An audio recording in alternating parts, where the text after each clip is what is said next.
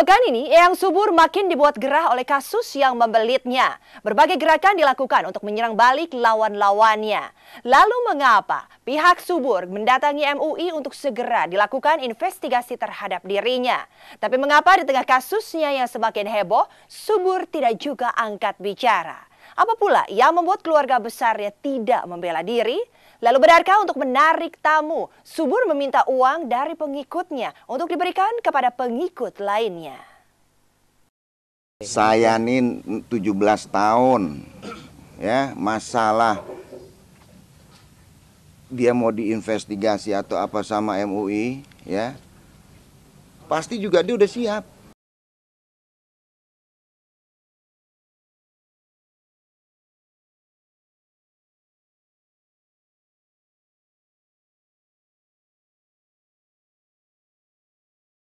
Pekan ini, kisah tentang perseteruan Adi Bing Slamet dan mantan guru spiritualnya yang dikenal dengan nama Eyang Subur terasa makin memanas.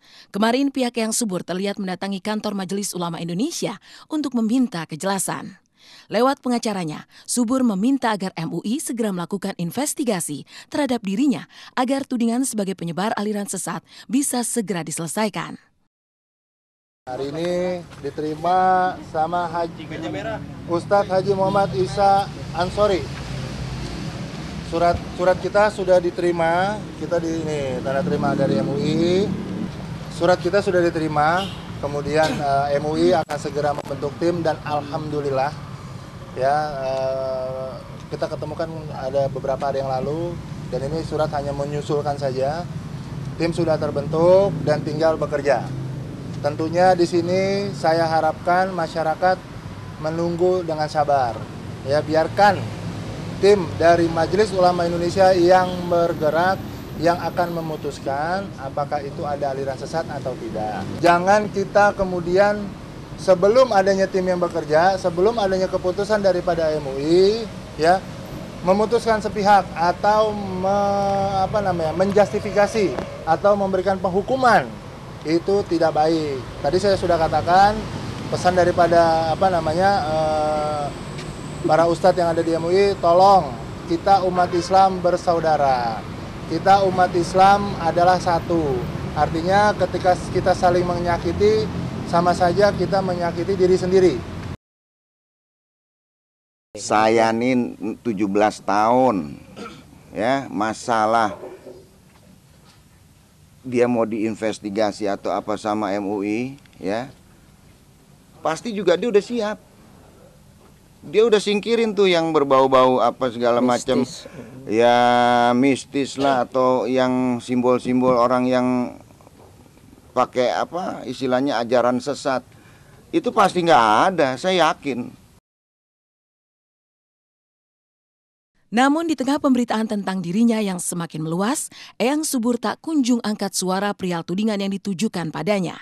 Ia hanya terlihat sekali saja muncul di hadapan publik saat menggelar pengajian Maulid Nabi hari Minggu lalu. Di tengah hujan-hujatan, Subur tak sekalipun berbicara untuk memberikan bantahan. Pembelaan selalu datang dari pengacara atau para pengikutnya. Ya, yang sebenarnya tuh ya saya kepengen clear aja, ya. Kenapa yang diajak ngomong nih diam aja, padahal Subur tuh jago ngomong loh.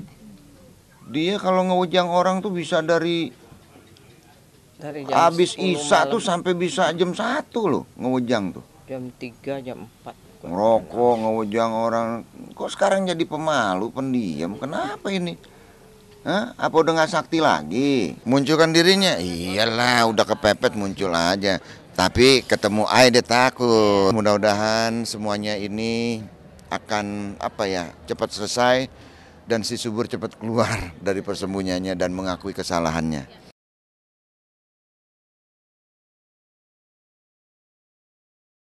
Tidak hanya Eyang Subur, keluarga besarnya juga seperti enggan berada di ruang publik. Selain hanya para pengikut setianya, tak satu orang pun dari pihak keluarganya yang ikut membela Subur atau sekedar membantah berita-berita yang berkembang. Tapi menurut murid Eyang Subur, semua itu wajar terjadi karena anak-anak Subur merasa tidak tega melihat orang tuanya dihujat dan dipermalukan. Gak tega, anaknya gak boleh mesti nangis. Ini maaf ya, jangan marah ya, maaf umpamanya. Saya katakan ibu apa saya obral di media, kamu sebagai anak nangis tidak? Kuat nggak? Itu saja cukup. Nah, Adi kan tidak memandang. Anak beliau banyak, sudah banyak, sampai di Jawa, Jombang, di Pak Sampuri, besan yang di puncak ini mau ngapain? Apakah mesti jamin surga? Apakah Islam? Tanya pada diri masing-masing.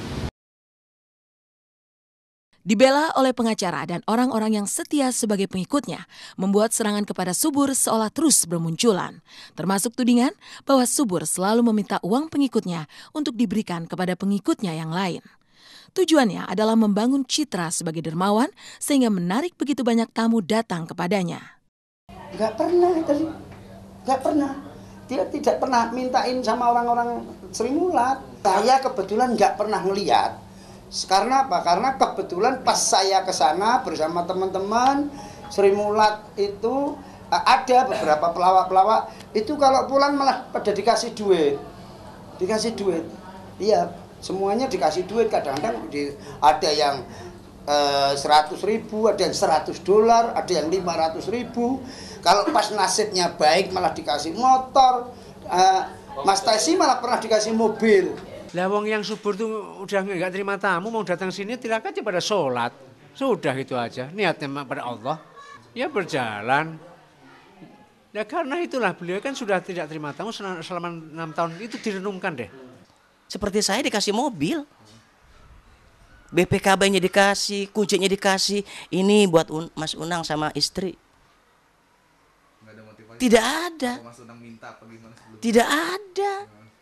Bagaimana sih kita ibaratnya itu rezeki. Berkah dong. Gitu loh. Berkah. Gitu. Ya saya dikasih, masa saya tolak. Ya bukan hanya mobil saja, perhiasan, ya uang. Memang mereka nggak dirugikan secara materi. Karena mereka datang, diajak senang-senang, diajak minum-minum, diajak makan-makan di hotel, pulang dikasih uang. Ada yang dikasih mobil. Kadang uangnya tuh dari kita. Dari yang kita. Kalau kita alhamdulillah. Ya Maya, kita pernah hari itu kita ngasih bawa uang, wow diterima sama dia. Di Hotel Twin lah gitu. Udah, Wati. Iya. 2 juta. Si Anu 2 juta. Gitu. Duit kita. Nah, gitu pikiran mungkin. Jadi dia semua tuh pakai harta orang.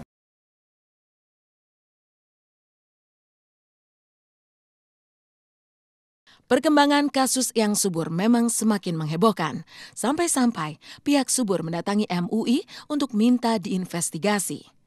Tapi seperti apa curhat Dewi Almira, mantan pengikut Subur yang pernah merasa sangat tersakiti oleh Subur?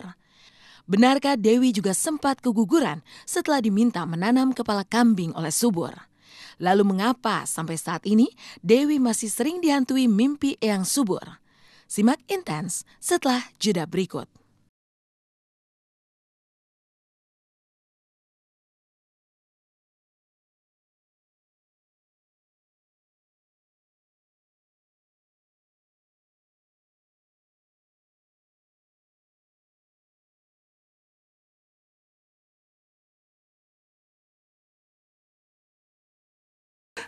Salah satunya saya tolong kembalikan Ani kepada saya dan keluarga saya. Karena kasihan di sana juga nggak bisa kumpul dengan keluarganya, nggak bisa ketemu neneknya, keluarganya. Di saat pihak Subur melakukan berbagai gerakan perlawanan, orang-orang yang pernah disakiti terus bermunculan. Kali ini seorang wanita bernama Dewi Almira yang tidak lain adalah mantan istri Arya. Seperti apakah curhat Dewi yang pernah merasa sangat tersakiti oleh Subur? Benarkah Dewi juga sempat keguguran setelah diminta menanam kepala kambing oleh Subur? Lalu benarkah sampai saat ini Dewi masih sering dihantui mimpi Eyang Subur?